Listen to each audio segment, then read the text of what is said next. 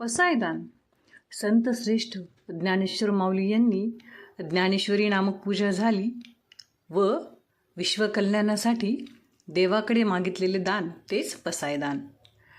आता विश्वात्मके देवे, अर्थातच हे विश्वात्मक देवा म्हणजेच विश्वात्मक देव म्हणजे चार देव, चार आदिशक्ती.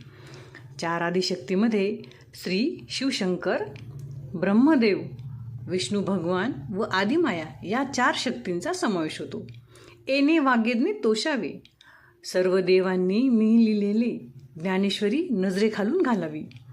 तोषोनी मज द्यावे पसायदान हवे, सर्व देवांनी माझी ज्ञानेश्वरी डोळ्याखालून नजरेखालून घालावी व संतुष्ट झाल्यावरच मला विश्वकल्याणासाठी पसायदान अर्थातच माझी भूक भागेल एवढेच दान माझ्या झोळीत द्यावे, असे ज्ञानेश्वर माऊली आपल्या चरणामध्ये म्हणतात. धन्यवाद.